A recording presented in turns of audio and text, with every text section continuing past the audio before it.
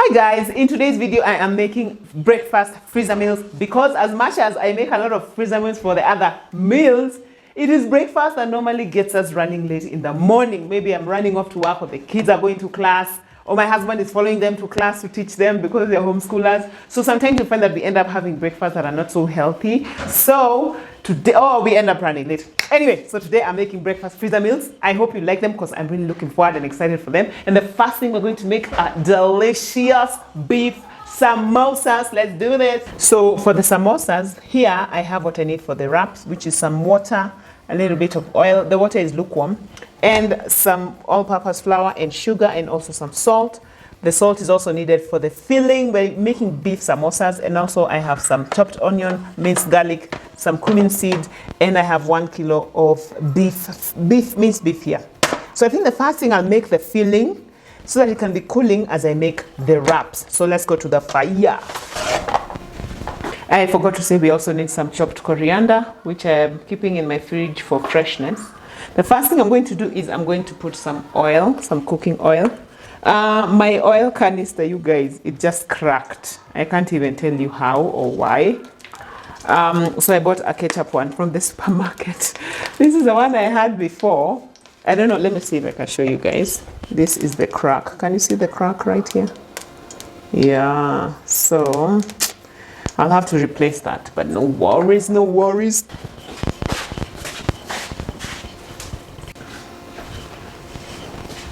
You're also filming? Yes. Let's go, girl.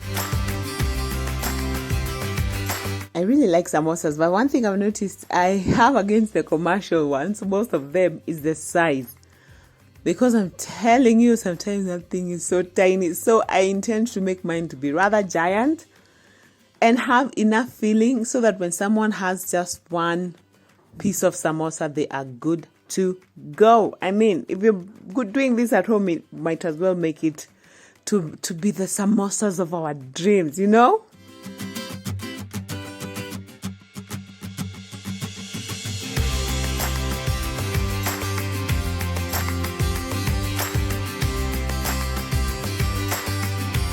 When it comes to making samosas, the wraps are the trickiest bit, but it's just one of those things that you just have to do. The more you practice, the better you get at it. It's just like chapatis. Like, I used to be so horrible at making chapatis. Now I cannot believe that I am a pro at it. So basically, I think with all of these things, it's just practice, practice, practice until we get it right. But I think today I nailed it. I just can't wait for you guys to see how they turned out because yeah, I'm really excited about these ones.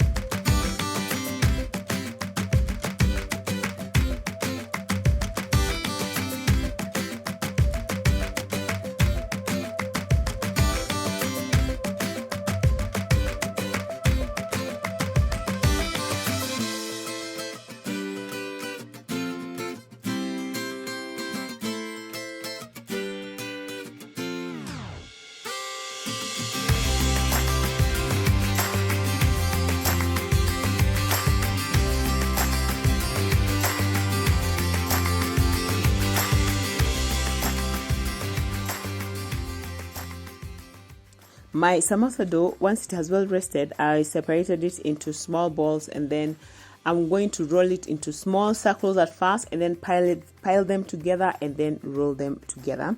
Just wait and you will see. One thing I'd like to give as a note of caution is that when you roll them into the small circles, please don't let them touch like the Like the way I did mine. I don't know why I never learned this the second time this has happened to me. So what happens is by the time I'm ready to roll them out into the larger circles, they're already stuck together. This didn't happen so much this time, but it happened at least once or twice. So just place them individually before you start piling them up, because if you don't want them to stick together, is to just apply some oil and dust with some flour, as you'll see, and then put the next circle on top of it. It's pretty easy, guys, but as I said again, practice makes progress.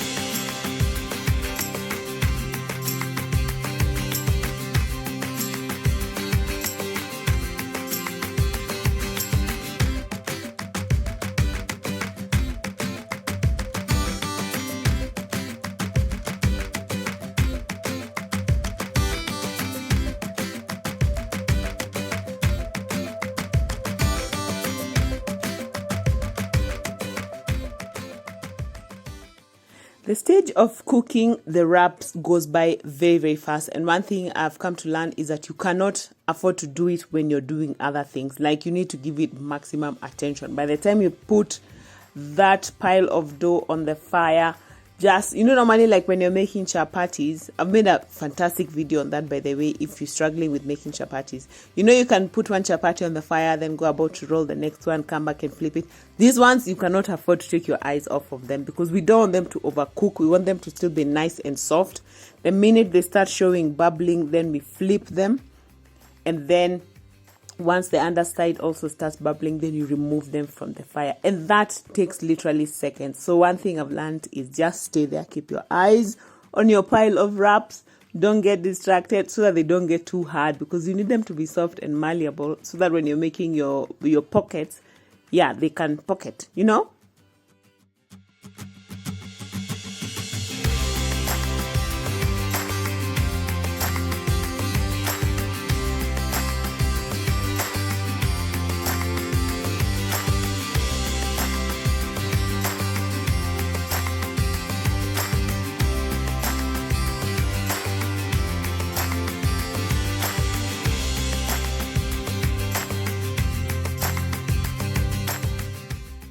If you're new here, welcome. My name is Suzy, and we love to make motherhood magical here by cooking amazing recipes, also organizing our homes, managing our times, because most of us are busy working ladies and working moms. So if this is your kind of community, remember to hit the subscribe button. And for my OG guys, always so happy to see you. I really appreciate you. If you could give us a thumbs up and leave me a comment down below, that would be so good for our video and for our channel. Thank you, guys. Call us crazy, but things are finally right. With you and I, the future is bright. As I said, I'm making my samosas to be quite gigantic. I can't wait for you guys to see how gigantic they are. But if you want them to be smaller, like if I wanted to make smaller ones, I would cut these wrap into quarters. But because I'm making huge ones, I'll just cut into half. You can fold a wrap anyway, guys. So yeah, it just depends on the size and the shape that you want. These samosas freeze so well when they are uncooked and also when they are cooked. And I find it easier to freeze them when they are uncooked, so that when I need a few, I don't know, they just taste a bit fresher that way to me when we fry them, when we're just about to eat them. But even when you have already cooked them, if you just want to get the whole story done with, very good. And another thing I love about samosas is you can eat them when they're warm or when they're cold. So on that morning when someone is running late, you need something that has protein and everything, this is a go-to. And this is how they look after I had fried them. This was a few days later, so I decided to just take a clip of this to show you guys. And also just look at the size of this one on my plate. I mean, one is enough. I mean, they're very tasty. You could eat like 10. I know I exaggerate, but one is enough. Gorgeous. I don't know if you have noticed that our kitchen is looking a whole lot brighter than usual, and that is because we decided to change the lighting all up in our house. So even when we are doing the other makeover videos, I'm so excited for you guys to see the new lights that we have. We worked with bespoke lighting and they are on Instagram. Highly recommend. I shared a small snippet of what they did in our living room and everyone was so amazed. So yeah, follow me on Instagram. You'll get more details there. But in the meantime, follow bespoke lighting and look out for the makeover series because yeah, you will see how these guys came through for us. What? The next thing I'm making are these delicious pancakes. Now, we love pancakes, the American style, the one that, you know, they puff up with the baking powder and everything, but they are very time consuming. In the morning when you are running late, nobody has time for those, okay? So I found this fantastic recipe on Instagram that I want to try, where you take the same pancake batter, but this time you bake it in the oven, like on your sheet pan. Can you even? So that's what we want to try. And yeah, let's see how this goes. So for the ingredients, we have milk or buttermilk, preferably buttermilk, but I don't have buttermilk, so I'm using this. And I know how to make buttermilk, but I'm in a hurry, guys. It'll do, okay? Then oil, remember this is oil, not ketchup. And then we're using vanilla extract, salt, eggs, baking powder, sugar, flour. And for the toppings, this one has toppings. I'm going to use some, these ones, chocolate chips and raisins. This one should be very fast to mix up. The first thing, I want to line my tray and also preheat my oven. Then we mix and we cook. Simple. What we can do. Guys, I just made a gigantic, huge, catastrophic mistake in the ingredients of these pancakes. Please let me know if you have noted before I describe what I did. Yeah. Let me know. Put it down in the comment. Just make a wild guess what I did wrong because it's a huge one. It's a huge one. My kids love pancakes and so do we. But sometimes making them one at a time can be very time consuming, especially when people have places to be. And so I really like this idea that I found on Instagram and I'm excited to see how it's going to turn out. I intend one day to buy myself a griddle. I've seen those on YouTube and I love them, where you can make like 8 pancakes at the same time. I don't know if you have any found in Kenya. Guys, please let me know. But in the meantime, I found these sheet pan pancakes to be a great compromise. So let's see how they're going to turn out. Remember, all the ingredients for this will be in our website with details, measurements, and everything. So please look out for that. The whole idea of just pouring this butter into a pan, into a, you know, a baking pan and just plopping it into your oven and forgetting, it takes about 10 minutes, is so attractive to me. And also the fact that I can top up with different things, like I'm using chocolate chips, I can do raisins, I can do strawberries, I can do bananas, I can do chopped fruits, even like pineapples. Love the versatility of this. Yeah, let's hold on tight.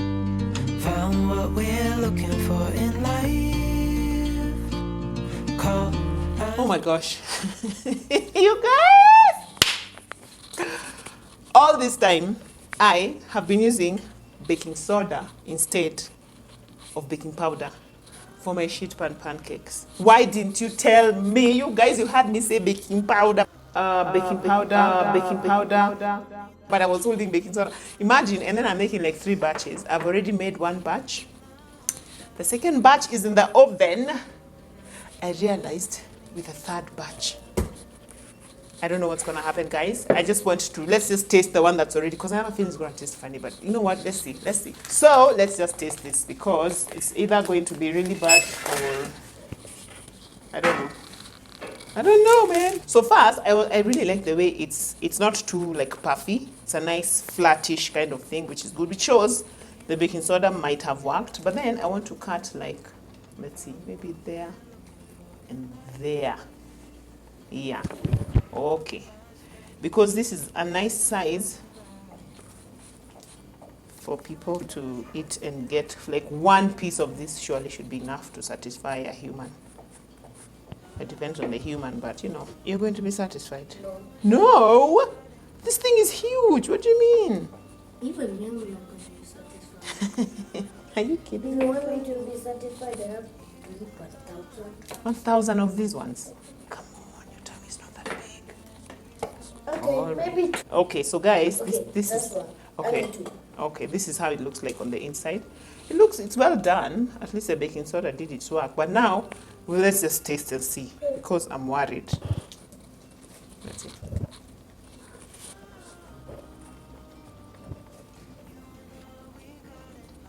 What do you think? Yeah. It's okay. I can't taste the baking soda. Praise the Lord. It's good. The only thing I would do is I would add some sugar. 3/4 cup of sugar is not enough unless you're going to sprinkle maple syrup and everything, which we rarely do here.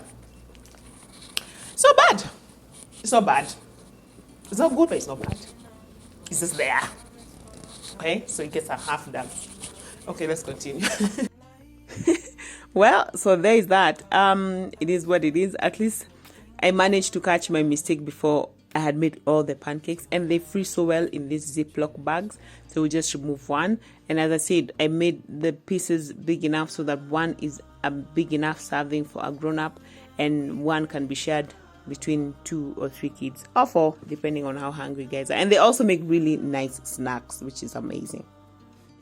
It's a whole different other day. Actually, we stopped making the breakfast freezer meals yesterday because we ran out of time. So I want to finish that today. It's pretty much evening because we went for soccer in the morning.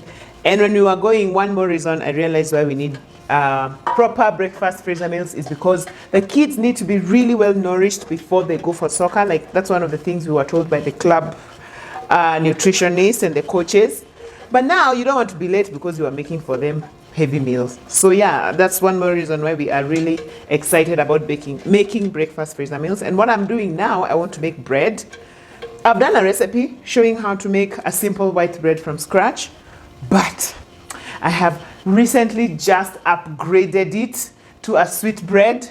Basically just adding a little bit more sugar and then also putting some raisins, and the kids love it. I've made it for some of our guests and they love it. It's so popular. It's the thing that is trending in our house now. So let me show you how I'm making it. I want to make about 4 loaves. Let's see if I'll manage.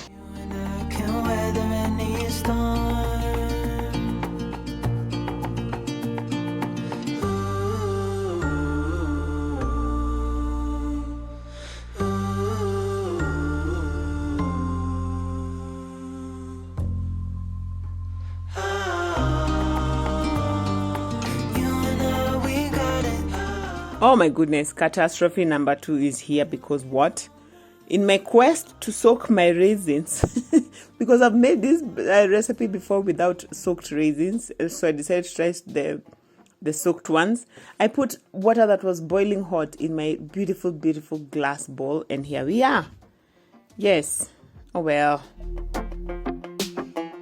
In last week's video, I asked you guys whether you would want me to do a detailed bread video, just showing you the detailed recipe and everything. So this is part of it, but I'm just going to make a video purely for bread because there's so many ways you can tweak this recipe. You guys, what? Making bread is so easy. And then once you start tasting your own freshly baked bread, I'm telling you guys, buying bread will feel like a hoax. It will feel like a giant, humongous hoax. So I'm really looking forward to making that video. One thing my kids pray for every day is a bread maker. I don't know where they got that idea from. I don't know whether they are the ones who prayed me into this make bread from scratch era that I am in right now. But they seem to really love bread and homemade bread. So by the time I figure out where and how to buy a bread maker, I am the resident bread maker of the house, and I'm really loving how things are turning out. I cannot believe how we live and breathe football nowadays. What? It's so interesting to just see kids growing before your eyes, because I mean, I feels like just yesterday we were so fascinated by, those cartoons that talk about counting and colors and everything. And now here we are watching like grown-up football moves on TV. What? One thing I'm still experimenting with is whether it's better to actually knead the raisins into the dough, like I did with the first one, or to just pour the raisins on one layer and then roll it so that it sort of like seems like a swirl in there. I've also experimented with putting cinnamon sugar and then rolling. Oh my goodness, that came out so well.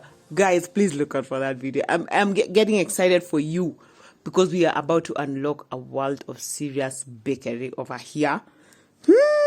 Anyway, so that's what I'm doing with this second loaf, and we'll cut it and we'll see how it turns out.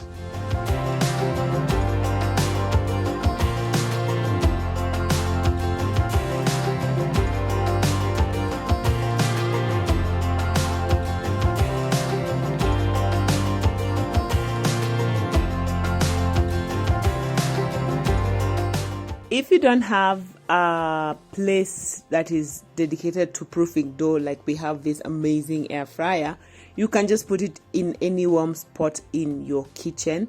The same thing we do for yogurt, like you can put it in your oven with your light on, or you can just cover your yogurt with a nice warm blanket.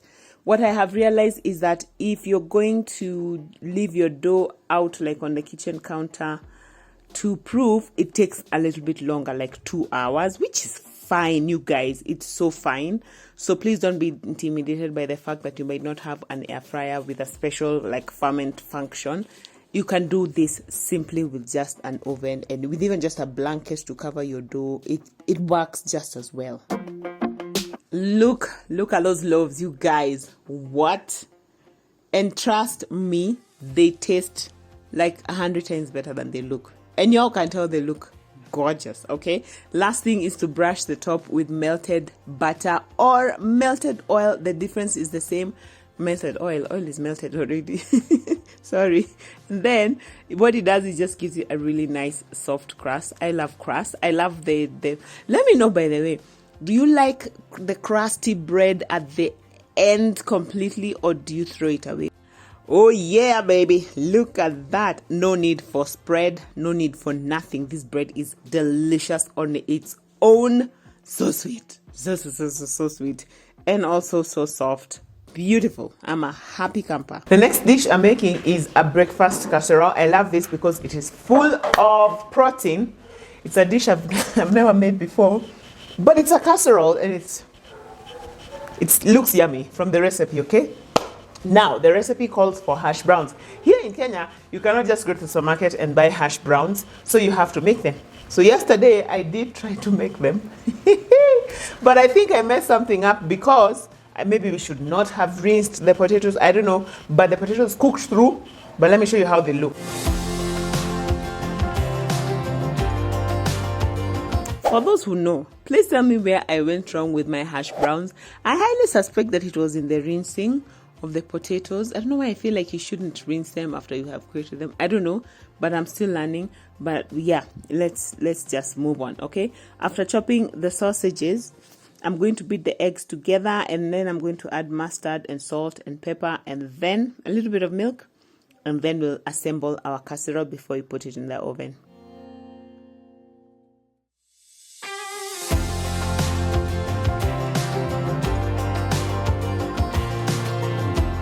I've greased my oven dish, and at the bottom layer goes the hash brown potatoes. I feel like if you had like genuine hash brown potatoes, they would really lie nicely flat. But even these ones, I mean, I'm just pounding them with a masher and they seem okay. They're going to work. And because we are going to add the sausages first and then the egg milk mixture, it's going to hold everything together. So how the hash browns were looking before we got here is nobody's business. This is our little secret, okay? So this is how they look, okay? But they are cooked through, and actually they are quite tasty. I'm telling you, I can't stop putting them in my mouth. But they look nothing like hash browns, okay? But they'll be yummy. The good thing about them is that they're going at the bottom. What else we're using is sausage or ham. And then you're supposed to have green onion, but I ran out, so I'm using green pepper, some cheese, milk here. Then you have mustard, garlic powder, salt, and pepper if you wish, and a lot of eggs. These are like 11 eggs. And then I'm going to preheat my oven as we gather them together.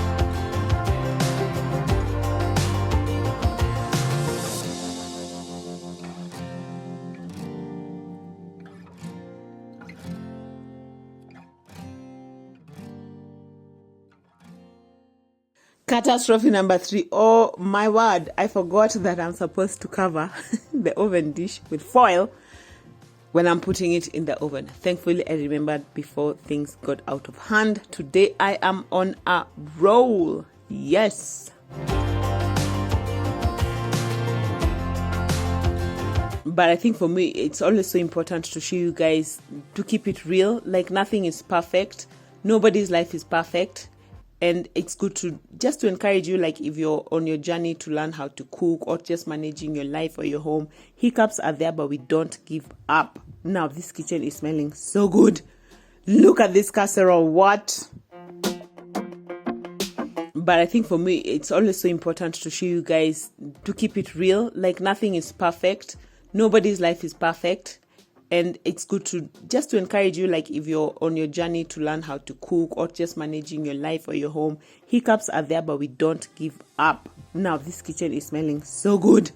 Look at this casserole. What?